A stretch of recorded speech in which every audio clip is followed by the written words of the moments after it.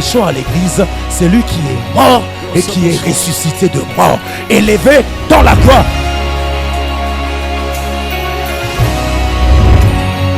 Simple song.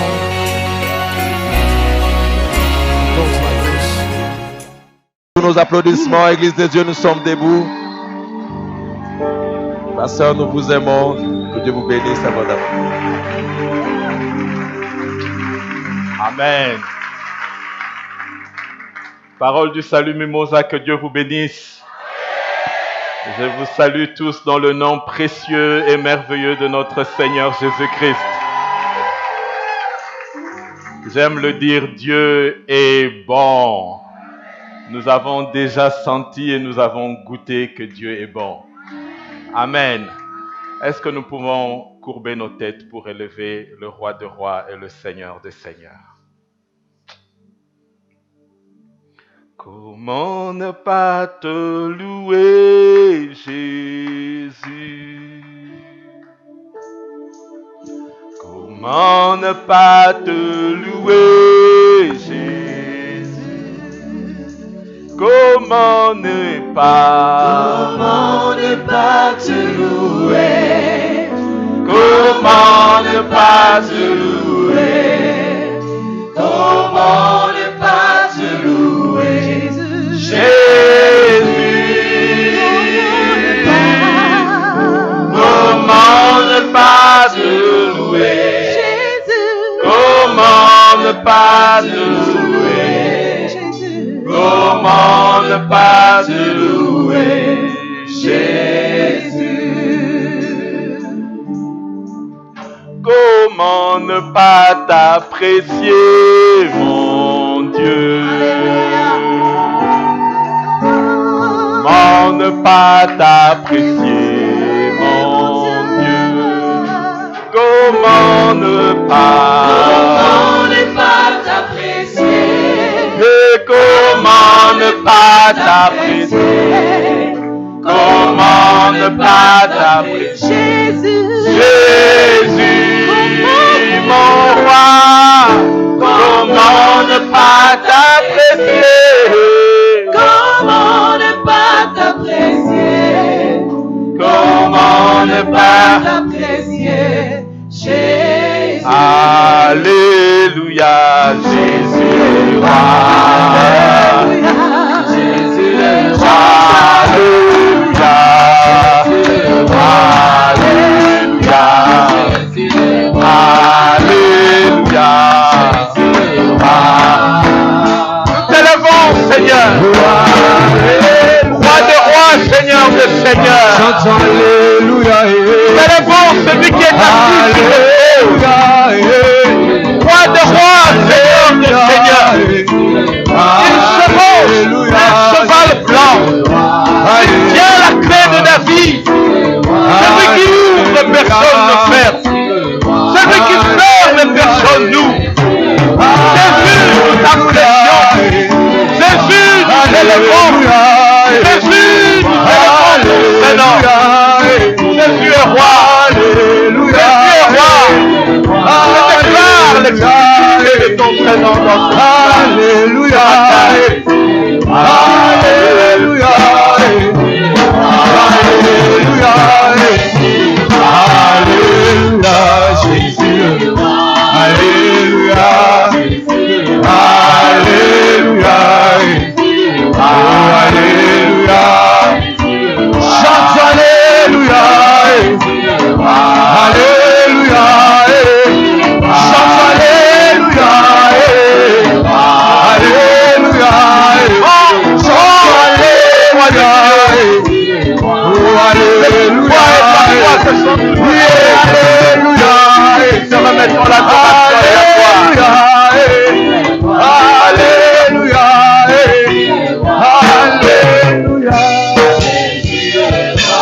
Alléluia. Alléluia. Jésus-Christ, Seigneur des seigneurs et roi des rois. Je déclare ton exclusivité dans ce lieu, Seigneur. Il n'y a que le nom de Jésus qui peut régner dans ces lieux. Aucun autre nom n'a de place dans ce lieu. Aucun autre pouvoir n'a de place dans ce lieu. J'élève ton nom, Seigneur. J'élève ton nom au-dessus de tout autre nom, car tu as reçu le nom qui est souverainement élevé au-dessus de tout autre nom. Et c'est dans le nom de Jésus que tout genou fléchit et toute langue confesse à la gloire du Père que toi seul tu es Seigneur. Nous nous apprêtons à écouter ta parole. Et nous voulons dire encore ce matin, parle Seigneur, tes serviteurs écoutent. Nos cœurs sont ouverts comme un terrain fertile, comme une terre préparée, arrosée. Et nous prions que tu nous parles et que tu nous fasses du bien ce matin. Au nom de Jésus, merci Seigneur. Amen. Amen. Est-ce que tu peux saluer quelqu'un de ma part et dis-lui, tu as fait le bon choix d'être dans la maison de Dieu ce matin? Je suis vraiment béni avec un mélange d'émotions. Après 5 ans, beaucoup de choses ont changé. Mais en même temps, je suis tellement content de revoir plusieurs visages familiers, des gens, des hommes et des femmes fidèles qui n'ont pas changé. Je remercie beaucoup le pasteur Parfait ainsi que son épouse de m'avoir ce matin. Que Dieu vous bénisse pour le travail que vous faites. Je suis impressionné. Et j'aime ça. Moi, je dis toujours, l'Église doit montrer l'exemple. La médiocrité n'a pas de place dans l'Église du Seigneur. Nous devons viser l'excellence. Et nous devons être la tête de locomotive et entraîner le monde. Le monde doit copier ce qui se passe dans l'Église et pas l'inverse. Que Dieu vous bénisse pour le travail que vous faites et pour l'Église merveilleuse. Combien d'années déjà l'Église a? Seulement. Waouh. Que Dieu soit béni pour le travail que vous faites. Heureux de voir Papa Salomon après plusieurs années. Papa, que Dieu vous bénisse. Nous sommes toujours inspirés par vous. Je n'ai pas vu Maman Hélène. Maman Hélène, que Dieu vous bénisse. Que Dieu vous bénisse. Je sais que vous êtes d'un soutien pour cette église. Que Dieu vous bénisse pour ce que vous faites. Merci à mon cher frère et ami Mustapha. Il m'a dérangé depuis Cape Town. Mais Dieu n'avait pas encore ouvert une porte. Et j'ai dit, Mustapha, le temps de Dieu arrive. Et quand Dieu m'a dit, il est temps, je suis venu et je suis parmi vous. Et je sais que c'est le début d'une série de choses que Dieu va faire avec nous. Dieu est en train de préparer l'Église. Merci à tous les fidèles que j'ai vus, que j'ai rencontrés déjà certains dans la semaine et d'autres que je suis en train de voir. Une merveilleuse chorale. Maman Moukache, tu es où? Que Dieu te bénisse. Ton époux est où? Il est là derrière. Que Dieu te bénisse, Papa Tony, ainsi que tout le monde. Acceptez-vous acclamer le Seigneur pour vous-même.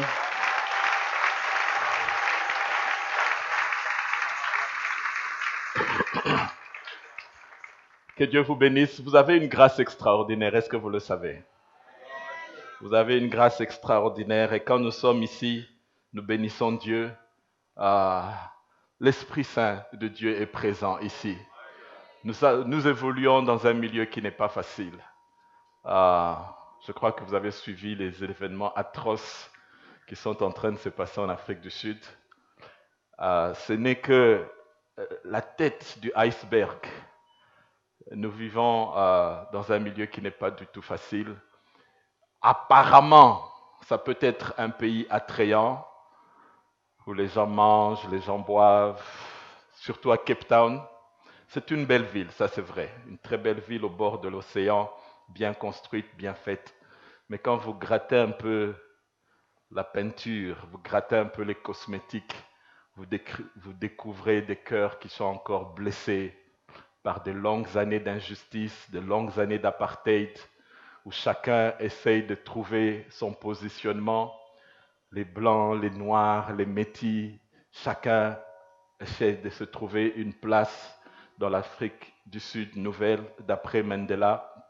Depuis 1994, ils ont eu leurs premières élections avec beaucoup d'espoir, mais au fil des années, cet espoir est en train de s'étioler.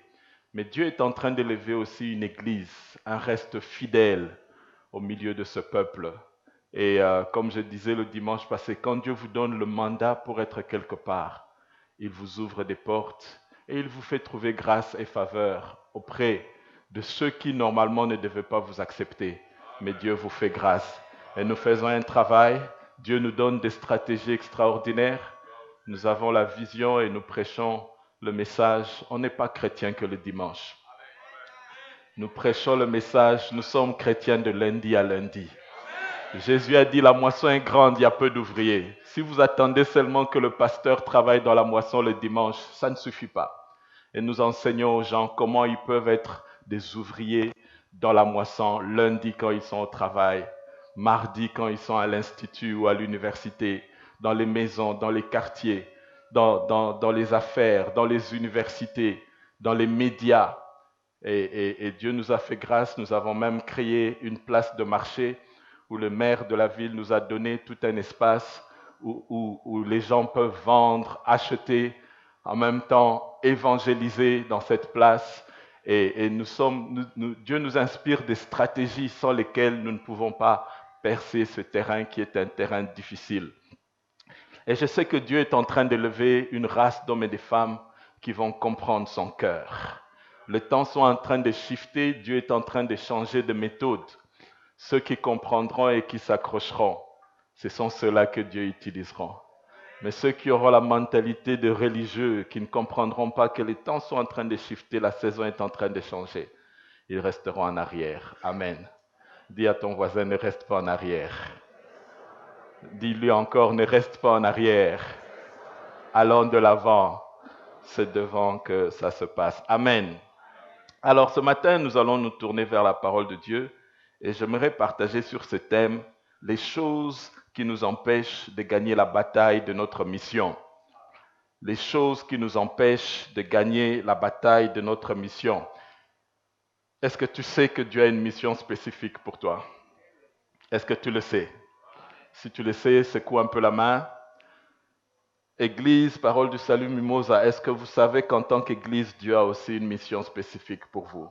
Amen. Mais il y a des choses qui viennent et qui peuvent empêcher que nous puissions gagner notre mission. Nous allons lire 2 passages. Le premier se trouve dans Matthieu chapitre 26, le verset 35 à 48.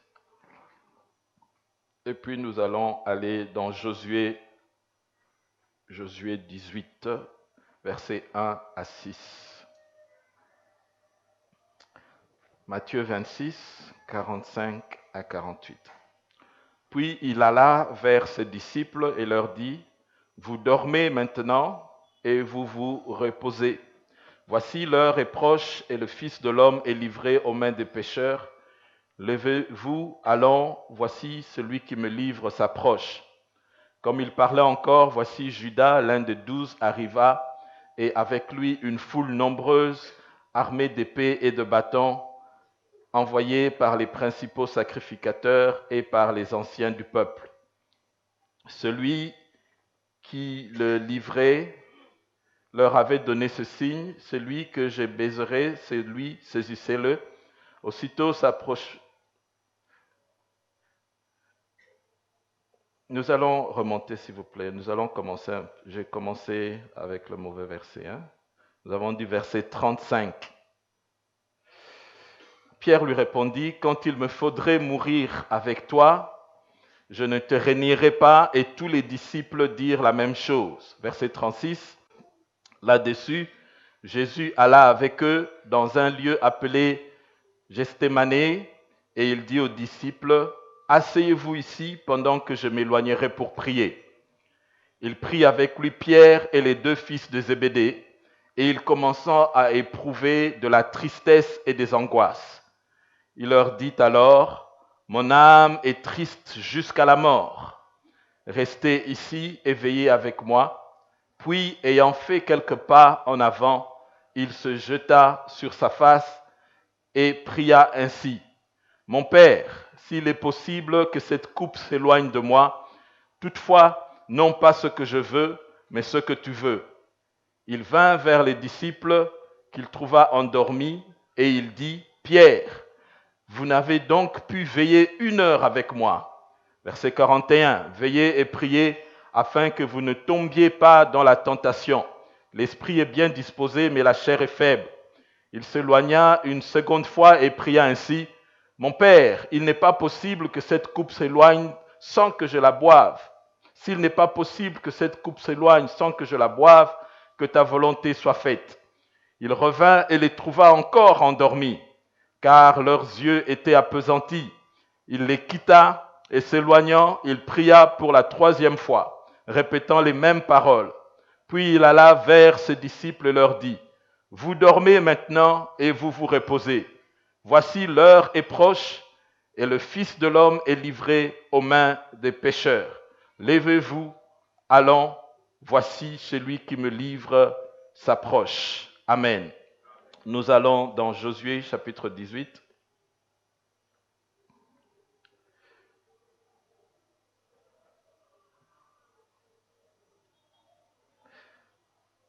Versets 1 à 6. Toute l'assemblée des enfants d'Israël se réunit à Silo et ils y placèrent la tente d'assignation. Le pays était soumis devant eux. Il restait 7 tribus des enfants d'Israël qui n'avaient pas encore reçu leur héritage. Josué dit aux enfants d'Israël, « Jusque à quand négligerez-vous de prendre possession du pays que l'Éternel, le Dieu de vos pères, vous a donné? Jusque à quand négligerez-vous de prendre possession du pays que l'Éternel, le Dieu de vos pères, vous a donné?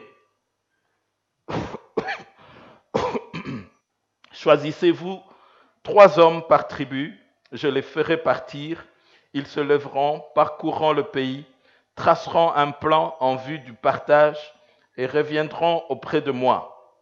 Ils le diviseront en 7 parts. Juda restera dans ses limites au midi et la maison de Juda restera dans ses limites au nord. Vous donc, vous tracerez un plan du pays en 7 parts et vous me l'apporterez ici. Je jeterai pour vous le sort devant l'Éternel notre Dieu. Nous terminons quelques versets plus loin, chapitre 21, Josué 21, versets 43 à 45.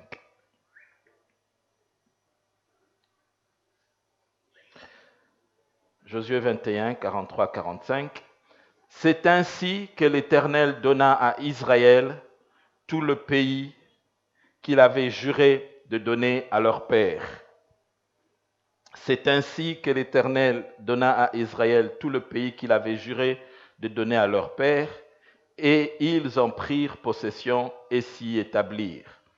L'Éternel leur accorda du repos tout alentour, comme il l'avait juré à leur père. Aucun de leurs ennemis ne put leur résister, et l'Éternel les livra tous entre leurs mains. De toutes les bonnes paroles que l'Éternel avait dites à la maison d'Israël, aucune ne resta sans effet, toutes s'accomplirent. Amen. Bénis encore ta parole, Seigneur, au nom de Jésus. Amen. Nous venons de lire 2 passages. Dans le premier, nous voyons Jésus-Christ en train de passer par un moment difficile de sa vie. La Bible déclare qu'il va faire une prière. S'il est possible, Seigneur, éloigne de moi cette coupe.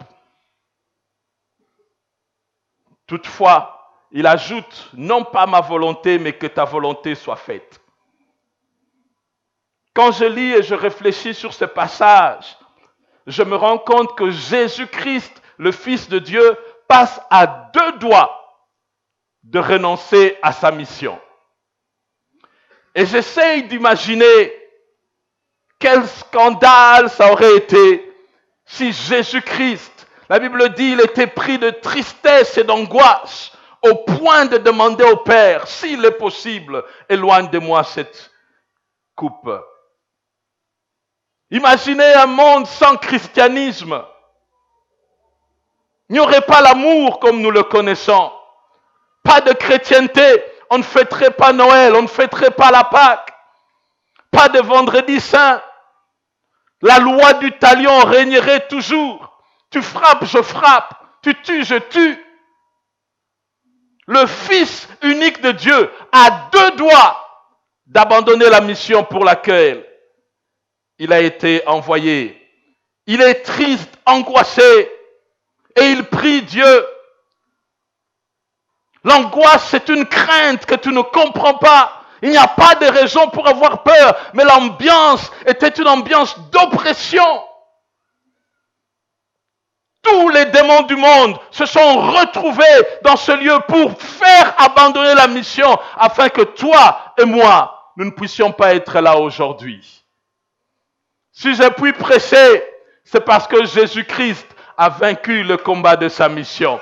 Si je puis me tenir devant vous et apporter l'évangile de Jésus-Christ, c'est parce que au plus dur du combat de sa mission, il a su mener le combat jusqu'au bout. Le combat de la mission, c'est un moment sensible de la vie de chaque chrétien, de chaque église, de chaque individu. Un moment difficile où les choses deviennent compliquées, on ne comprend pas ce qui se passe. C'est un combat qui peut prendre plusieurs formes. C'est malheureusement l'endroit où plusieurs chrétiens ont abandonné la foi. D'autres ont rétrogradé. C'est aussi l'endroit où malheureusement des pasteurs sont tombés. C'est un moment difficile et personne n'est épargné. Si Jésus-Christ, le Fils de Dieu, est passé par là, à combien plus forte raison nous-mêmes? J'aime dire, ce jour-là, les bars devaient être vides parce que les démons n'étaient pas là, ils étaient occupés. Il faut que cet homme échoue, il faut qu'il abandonne sa mission. Les prostituées n'ont pas travaillé, il n'y a pas eu de meurtre. La terre était calme. Tous les démons étaient au pied de Jésus-Christ. Il faut que cet homme échoue.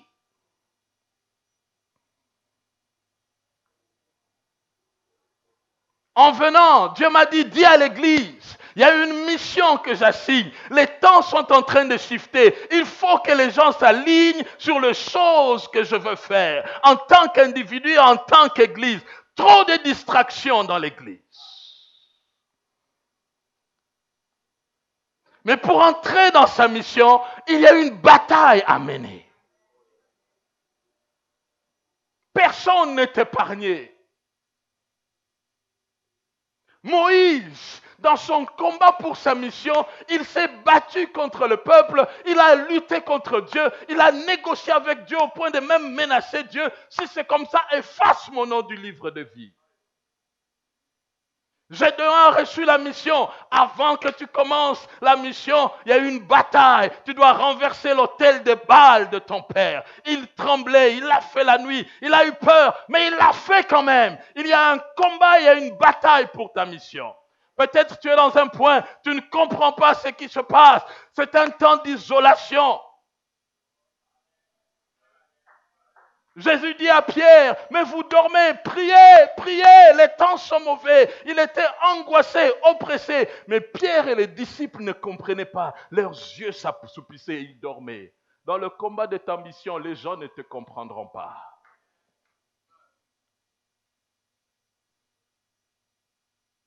Le roi David, le combat de sa mission, c'était devant Goliath. Au milieu de beaucoup d'hostilité, ses propres frères ne le comprenaient pas. Il dit, qu'est-ce que tu fais ici? Malicieux.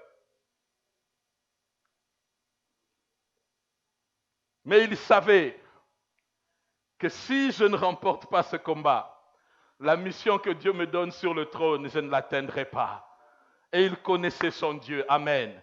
Et c'est parce que David connaissait son Dieu qu'il a pu remporter Goliath. Vous savez, nous lisons la Bible dans le présent et on n'imagine pas ce que ça pouvait être. Hein? Imaginez un peu un géant de 3 mètres entre ici. Et il n'était pas mince, castard. On va entendre au nom de Jésus ici, dans la bouche du village. Katika dinarayesh. Mais non seulement c'était un géant, mais il vient pour attaquer le peuple d'Israël. Et ceux qui étaient censés combattre, qui avaient des armes et qui étaient formés, se sont mis à trembler.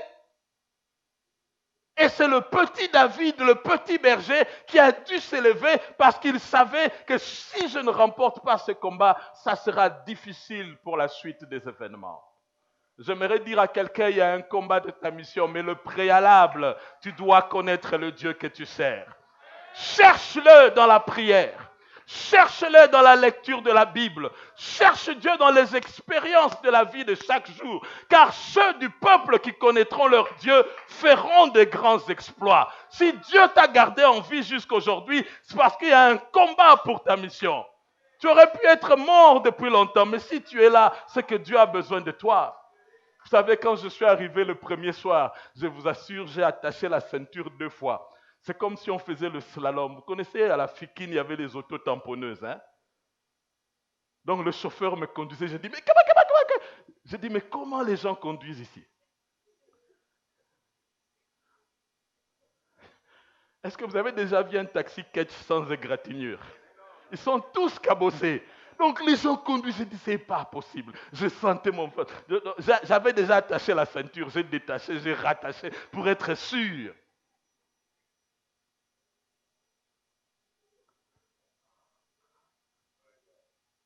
Et dans ce brouhaha, il y a des tronçons ténébreux sur le boulevard. L'autre fois, nous passions, on a vu un corps étalé sur le boulevard et les voitures passaient. Il y a juste quelqu'un qui essayait de mettre des pierres pour qu'on n'écrase pas cette personne davantage.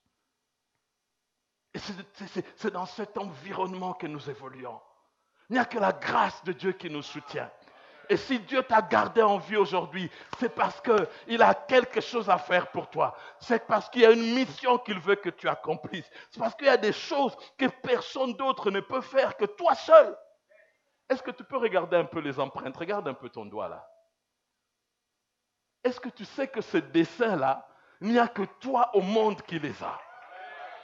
C'est-à-dire, il y a des choses sur cette terre que le monde attend. Le monde a besoin de toi et il faut simplement que tu réalises, il y a quelque chose d'unique, une mission unique que Dieu a préparée pour moi. Et tant que je ne le fais pas, le monde attendra parce que Dieu a besoin que j'accomplisse ma mission.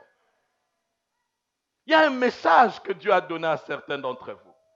Il y a des dons, des compétences, des talents que Dieu a donnés à chacun d'entre vous. Et tant que tu ne le connaîtras pas, le monde attendra. Mais nous avons besoin de ceci, nous avons besoin de cela. Mais il faut que quelqu'un se lève et réalise qu'il y a une mission spécifique. Si moi je ne le fais pas, personne ne le fera à ma place. Parce que je suis unique devant Dieu. Est-ce que tu peux dire à quelqu'un, tu es unique devant Dieu? Mais pour atteindre ce niveau, il y a comme une barrière de Jabbok. Jabbok, c'est là où Jacob s'est battu avec Dieu. Toute la nuit, il s'est battu, il a combattu, jusqu'à ce que lorsque je voulais partir, il dit, je ne te laisse pas partir à moins que tu ne me bénisses. L'ange l'a frappé. Mais il lui a dit, tu as été vainqueur. Et désormais, ton nom ne sera plus Jacob. Ton nom ne sera plus usurpateur. Ton nom ne sera plus menteur ni voleur. Je change ta destinée. Tu peux maintenant aller accomplir ta mission car tu as gagné le combat de ta mission. Amen. Est-ce qu'il y a un vainqueur ce matin? Est-ce que quelqu'un peut acclamer le Seigneur? Parce que Dieu te donnera la capacité de pouvoir remporter la bataille de ta mission. Alors, j'aimerais partager 2 éléments essentiels auxquels nous devons faire très attention. Si nous ne faisons pas attention à cela, je peux venir dans quelques années et voir certaines personnes complètement déphasées par rapport au projet de Dieu. Vous savez, il y a certaines églises, en tout cas là où nous vivons, qui sont complètement déphasées. Vous voyez, les gens viennent et malheureusement, quand vous êtes à côté de la mission de Dieu, le diable ne vous combat pas. Hein? Ces églises-là, les gens font la file à partir de 4 heures du matin. Là où nous sommes là-bas.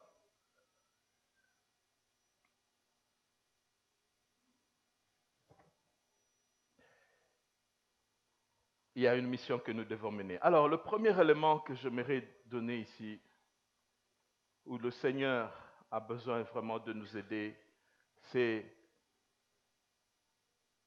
le manque d'alignement sur le cœur de Dieu. Et Dieu me parle beaucoup de son cœur. La première chose qui peut nous empêcher, l'empêchement majeur, c'est de ne pas être aligné sur le cœur de Dieu. Vous savez, quand je suis arrivé, j'ai trouvé que les gens sont distraits. Il y a beaucoup de distractions autour de nous. Les gens sont agités, les gens sont pressés. Ce n'est pas quand vous venez de l'extérieur, vous venez avec une perspective différente. Peut-être quand vous vivez ici, vous êtes habitué. J'étais choqué par ces trois choses. Une distraction extraordinaire, une agitation, et puis les gens sont pressés. Les gens veulent tout de suite.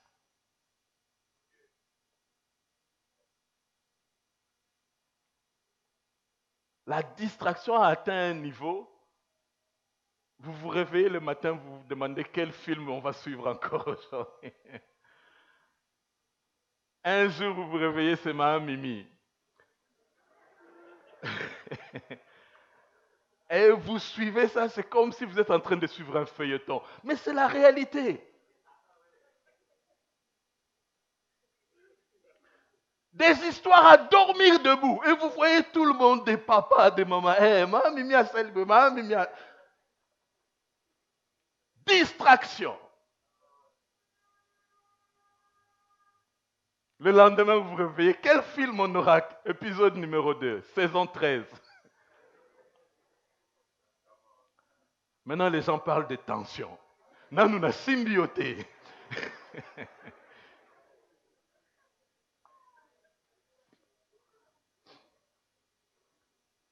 Et demain, on va se réveiller. Il y aura encore une autre histoire qui va venir. Et les gens sont vaccinés. Vous savez, je suivais le journal télévisé l'autre jour. Et je vois un groupe de personnes, le plus sérieusement du monde. Le ministre nous a promis que nous aussi, on va se retrouver comme lui s'est retrouvé au journal télévisé. Des langages qui ne choquent plus. Mais quand vous venez de l'extérieur, vous vous dites, donc le ministre dit qu'il s'est retrouvé et il dit à gens qui le suivent, vous aussi, vous allez vous retrouver comme je me suis. Journal télévisé de 20 heures à la télé et ça ne choque personne. Donc le bien est devenu mal, le mal est devenu bien et c'est normal. Le grand chantier qu'il y aura à faire, c'est la mentalité des hommes et des femmes. En commençant par l'Église.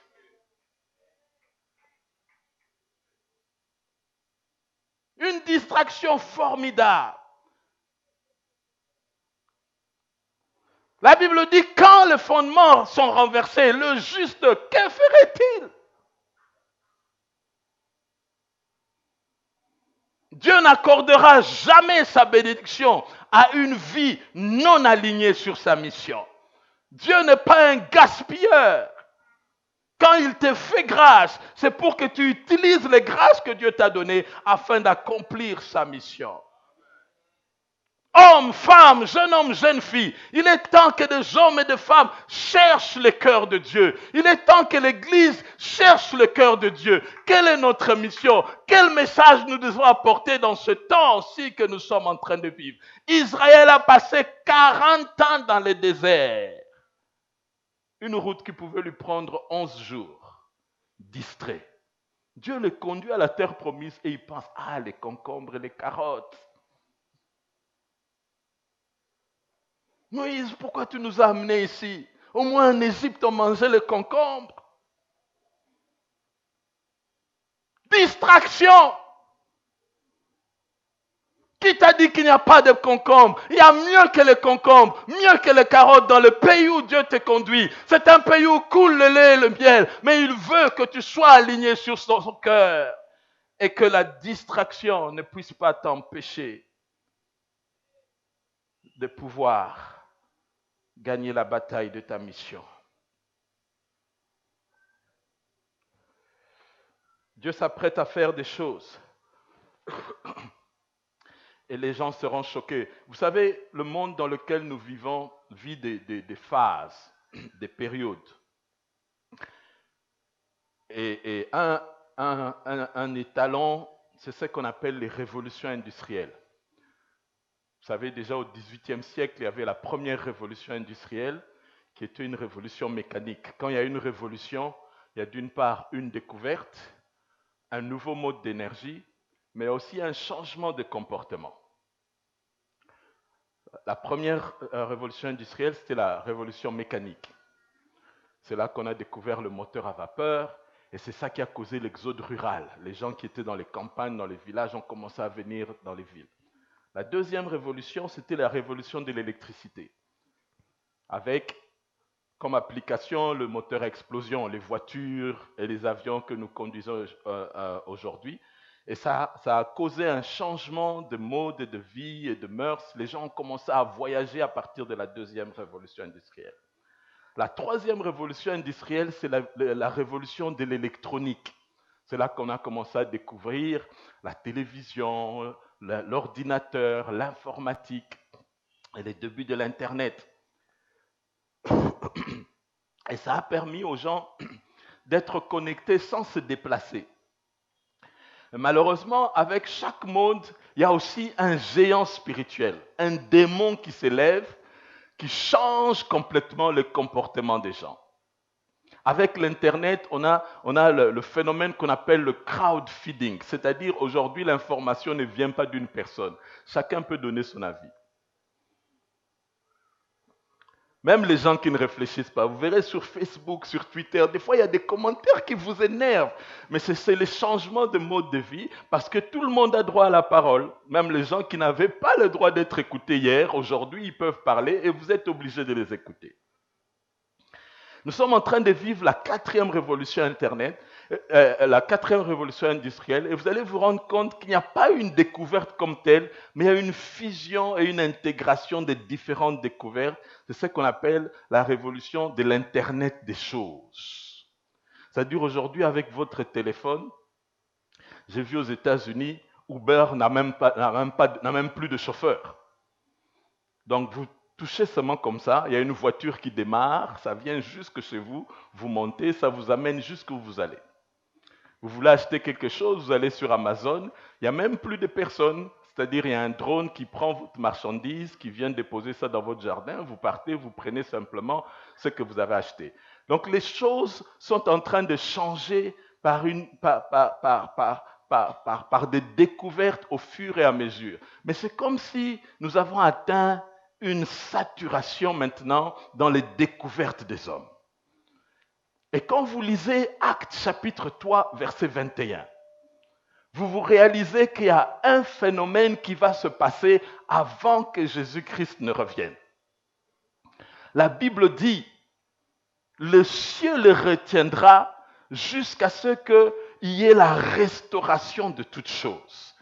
Je suis en train de dire à l'Église que Dieu est en train de préparer une race d'hommes et de femmes qui vont changer le mode de vie de la terre, pas par une énergie physique, mais par la puissance du Saint-Esprit, car ça sera ni par force, ni par puissance, mais par l'Esprit de l'Éternel. Et Dieu placera des gens, il mettra en vous des découvertes et des idées géniales. C'est-à-dire, il y a un temps où les solutions seront trouvées par la puissance du Saint-Esprit. Le temps où dans Joël 2, 28, on dira même sur des jeunes gens et des jeunes filles, ils auront un esprit prophétique qui viendra sur eux. Et les gens élevés de ce monde viendront dans l'église pour chercher des solutions aux problèmes qu'ils rencontrent en politique, dans les affaires, dans la société. Dieu lève une génération, la 5e révolution. Je vous annonce qu'elle sera spirituelle et Dieu utilisera ceux qui comprendront ces choses et qui s'alignent sur la mission que Dieu est en train de préparer pour son Église. Et Dieu n'a pas fait la grâce du spirituel à l'Afrique pour rien. Le temps de l'Afrique est arrivé. Dieu lèvera les Africains à cause de l'Esprit de Dieu. Le réveil du temps de la fin ne sera pas comme ce qu'on a connu au préalable. Dieu placera des gens dans des positions d'influence. Et il vous utilisera, il téléchargera des idées sur vous. Même vous, vous ne saurez pas d'où ça vient, mais vous savez seulement. Vous ne saurez pas comment vous avez su, mais vous savez seulement. Vous ne saurez pas comment ça se fait, mais vous ferez seulement parce que le Saint-Esprit pilotera le changement qui viendra.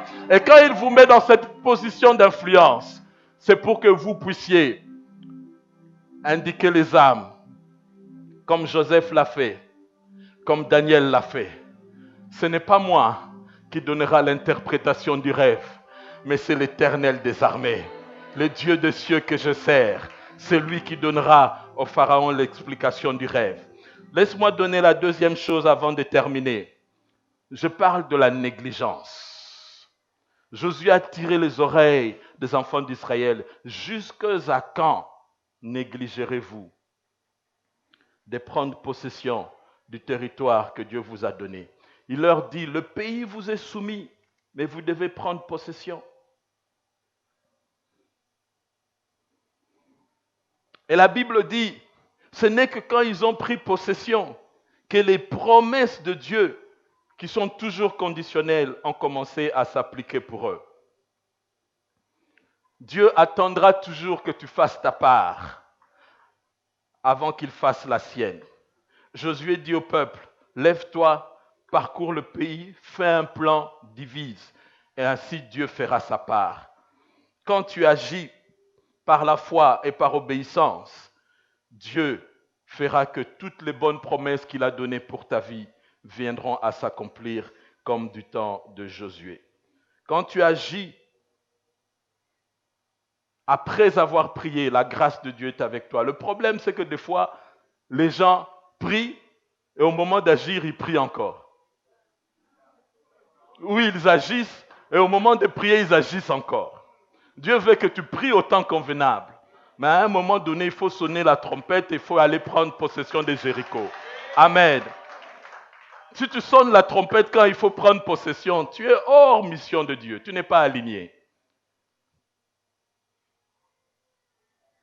La préparation spirituelle est importante.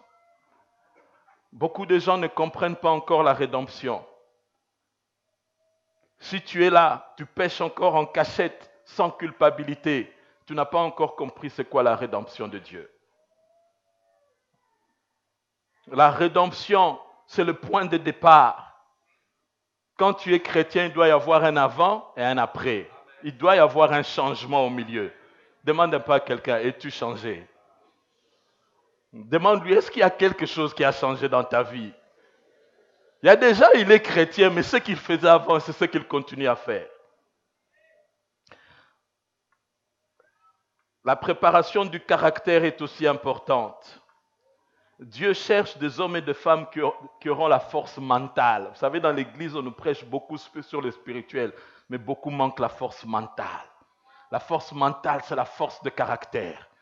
Ce sont ceux qui disent oui, c'est oui, non, c'est non.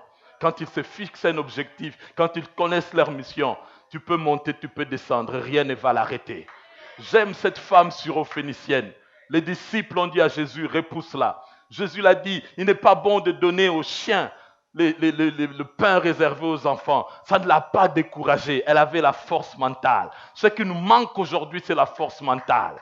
Des hommes et des femmes qui leveront le matin, qui connaîtront la mission de Dieu, qui dira, Dieu m'a dit de faire ça. Il n'y a rien ni personne qui va m'empêcher de le faire.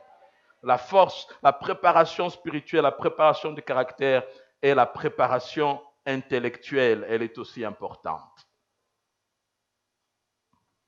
Je disais, la préparation intellectuelle est aussi importante.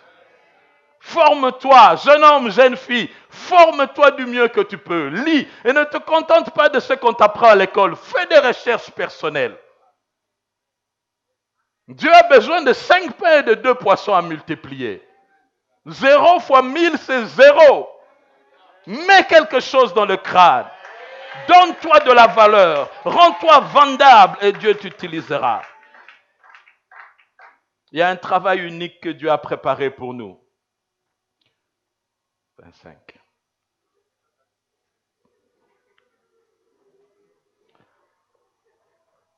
Amen. Est-ce que nous sommes ensemble? Église du Seigneur, les temps sont en train de shifter, les temps sont en train de changer. Les religieux à l'esprit obtus, vous allez rater les choses que Dieu est en train de faire. les méthodes de Dieu sont en train de changer. Les méthodes de Dieu sont en train de changer. Il y a un shift qui est en train de se faire. Amen. J'aimerais prier pour quelqu'un. Si tu es là, tu veux dire Seigneur Jésus, je comprends qu'il y a une mission pour ma vie, mais je comprends qu'il y a des choses qui peuvent m'empêcher de vivre cette mission. J'aimerais prier avec toi. Et je vais prier de tout cœur. Si tu es là, tu te mets debout. Je vais prier avec toi.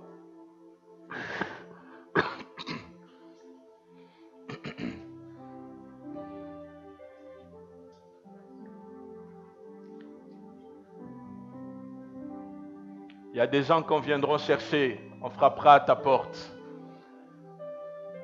Simplement à cause de l'Esprit de l'Éternel qui descendra sur toi. Et les choses que tu parleras, tu ouvriras ta bouche, Dieu la remplira. Il y a des choses que Dieu veut restaurer. Vous savez, les dons de sagesse, paroles de sagesse, c'est des choses qu'on ne voit plus de nos jours. Le don de paroles de connaissance. Mais Dieu est en train de remettre ces choses dans l'église. Et j'aimerais prier avec quelqu'un ce matin. Tu es là, tu es prêt. Tu dis Seigneur, me voici, envoie-moi. Il y a une mission que je veux accomplir. Il y a une mission que je veux faire. Mais je comprends qu'il y a des temps où les choses peuvent basculer. La bataille de ta mission, c'est un moment où ça passe ou ça casse. Dieu est en train de positionner ses enfants. Pas seulement ici, partout sur ce continent. Nous sommes en train de voir les choses changer. Et ceux qui ne seront pas alignés seront balayés. Mais ceux qui seront alignés recevront la bénédiction de Dieu. Lève tes mains au ciel, je vais prier avec toi. Père, je prie avec compassion, je prie avec amour, je prie avec mon cœur, car c'est le message que tu m'as donné. Les temps sont en train de changer, la saison, une saison nouvelle est en train de s'ouvrir. Père, Saint-Esprit, je prie que tu parles, que l'écho des choses que j'ai dites, et même celles que je n'ai pas dites, Seigneur, soient renforcées dans le cœur de mon frère et de ma sœur. Ce matin, Dieu, amplifie ces paroles. Ouvre les yeux sur des événements qui se sont passés dans leur vie et qui ont été des signes pour leur montrer ce que tu es prêt à faire dans la vie de ceux qui s'aligneront et qui se mettront à genoux pour chercher ton cœur. Seigneur, révèle-moi les choses que je dois accomplir, Seigneur. Révèle-nous ton cœur, ô Dieu. Révèle-leur tes pensées, révèle-leur tes stratégies, révèle-leur les choses qui sont assignées à leur vie. Père, je prie qu'ils soient forts dans le combat de leur vie, au milieu de la tentation. Seigneur, quand le péché de la chair, le péché du sexe, le péché de la cupidité viendront frapper à leur porte, Père, je prie qu'ils soient forts et qu'ils remportent cette bataille dans le nom de Jésus. Qu'ils s'élèvent là où leurs frères, leurs pères ont échoué. Qu'ils soient une nouvelle génération qui mettra fin à la malédiction générationnelle sur leur famille. Qu'ils soient les Gédéons, les David de leur maison, de leur ville, de leur nation. Que tu les envoies dans les nations pour faire le travail que tu t'es assigné dans cette fin de temps. Dieu de gloire, Saint-Esprit prend le contrôle de toutes choses. Saint-Esprit prend le contrôle de toutes choses. Alléluia. Alléluia. Alléluia. Avec votre permission, pasteur, le Seigneur me demande de toucher quelques personnes. Alléluia. Alléluia.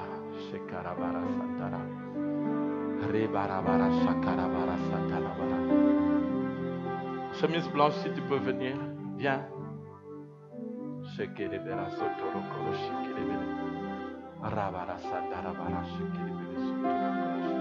Merci Seigneur, l'Esprit du Seigneur est ici. Alléluia, alléluia. Tu es dans le protocole, ma soeur? Oui? Non, tu peux t'avancer. Viens.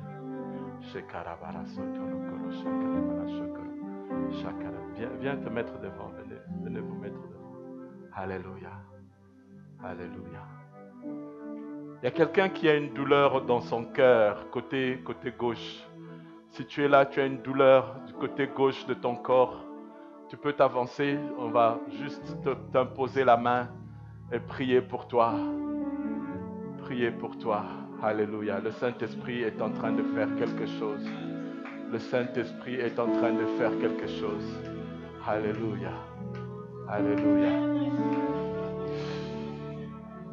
Il y a une sœur en blouse rouge sur cet axe. Si vous pouvez l'amener.